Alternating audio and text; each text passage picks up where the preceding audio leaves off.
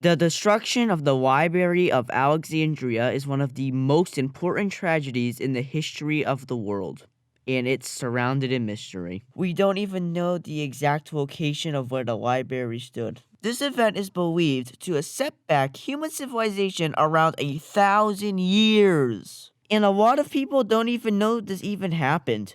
Most schools don't teach about it. Nobody learned from it. The same thing keeps happening. This video essay will go over the Library of Alexandria, similar events, and how we are somewhat overcoming this problem. What is this problem I am speaking of? Information is being lost or destroyed, and we need to fix that. Hey, watch I ride the coupe. Please stay out my loop.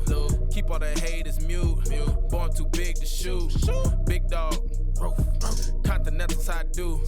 Breakfast on the roof. Hamptons with the crew.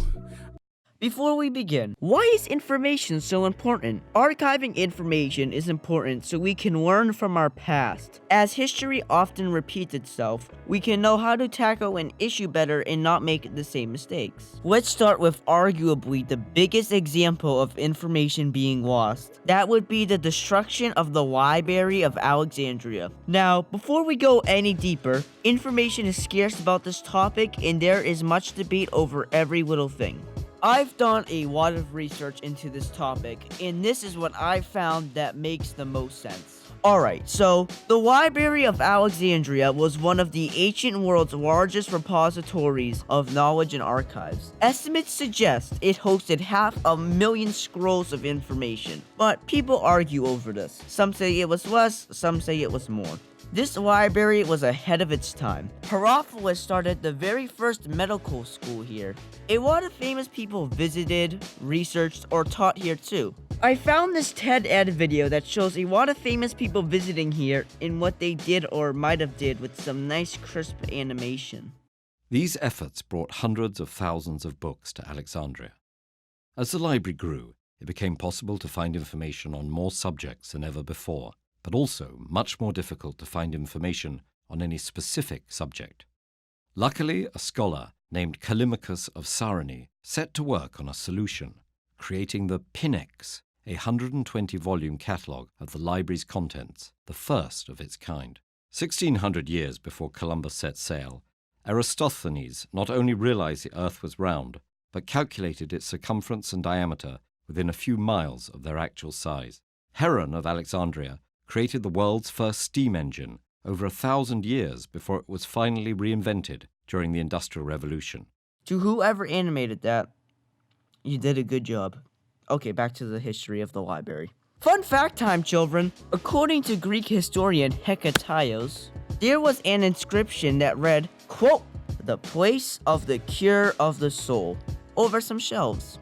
So, how did the library get destroyed? There is much debate, but I find what I'm about to tell you to be the most logical and the best backed up explanation of how it was destroyed. Alright, so in 48 BC, Julius Caesar set boats in Alexandria's harbor on fire. The boats burned and the fire spread and made it to the library and destroyed some of it.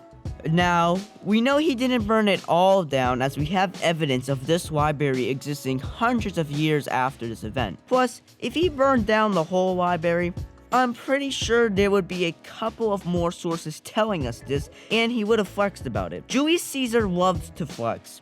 And the fact that when he wrote about setting the boats on fire, he didn't even mention the library burning at all, and that would indicate he didn't burn a lot of it down. Or Caesar didn't burn any of the library down. But I find that hard to believe because it is well believed by historians that the library was along the harbor. What's beyond interesting about the Library of Alexandria is the extent that they went to gather information and historical and cultural documentation from all over the world.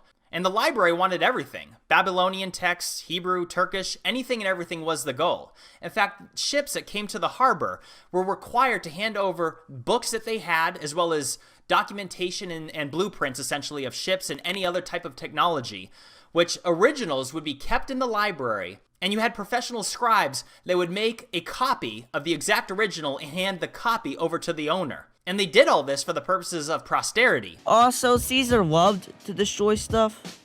I didn't know if you guys knew that. So then what happened to it? As new conquerors conquered Alexandria, they slowly destroyed the library. When Theophilus owned Alexandria, he turned the Temple of Serapis, which hosted an estimated 10% of the documents from the library, to a Christian church. It is likely he would have destroyed the documents in the temple. But that's not all. When the library went under Muslim rule, Omar has been quoted of saying, "They will contradict the Quran, in which case they are heresy, or they will agree with it, so they are superfluous." He allegedly used the scrolls as tinder for bathhouses. It supposedly took 6 months for them to use all the scrolls up, but this was written down until 300 years later by Gregory Bar Hebrius, so it could be fake news for all we know. So, from my research, the library slowly being destroyed by different groups of people taking it over makes the most sense. Now, why is this event so important? Why did I spend so much time on it?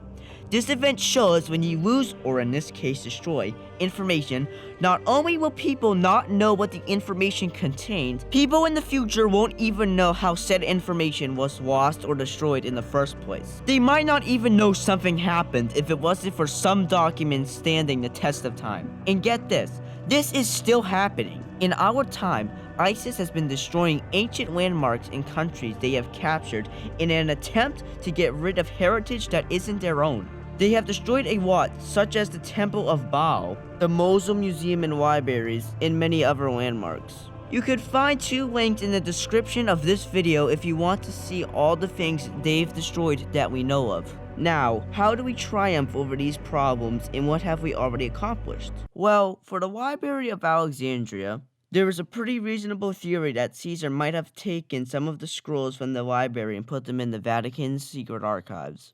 Other than that, it's pretty much a dead end.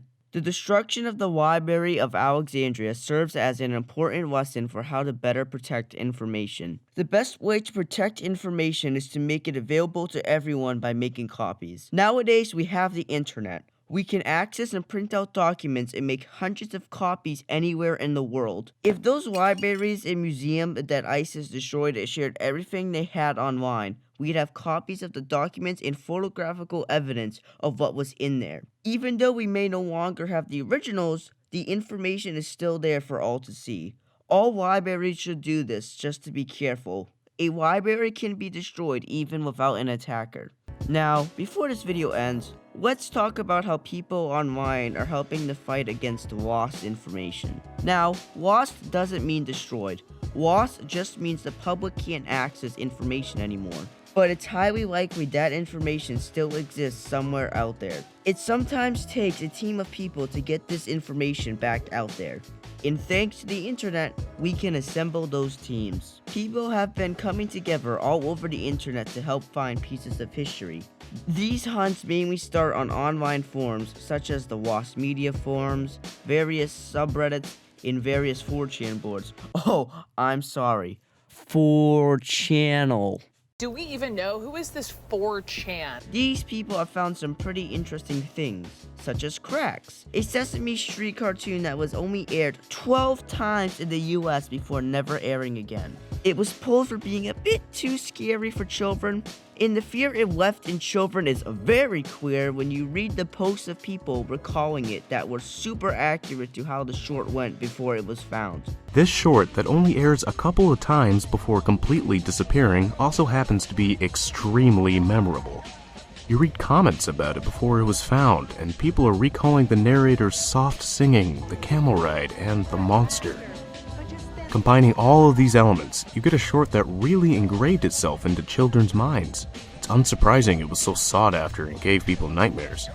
I'm sure a lot of people weren't even sure if it was real. Spending really the entire 1980s and most of the 1990s wondering if it was even something that existed or if I dreamed it, because nobody that I ever talked to remembered it.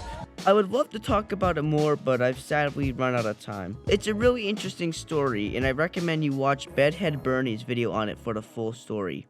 Since I'm on the topic of recommending stuff, if you want to watch more about the Library of Alexandria, I suggest watching the TED Ed video along with Bright Insights video. I showed their 2 videos. In this video, they go pretty deep into detail, and you can hear 2 different perspectives on the subject. Links in the description. thank you for watching. This has been Michael Alberto. Thank God this video's over. Yeah, the way she finessing these don't know what it do. Yeah, just counting my blessings at you like I got the flu. Hey, yeah, please watch your mouth before I hop out the coop. Hey, swerve, swerve, swerve, swerve, cool.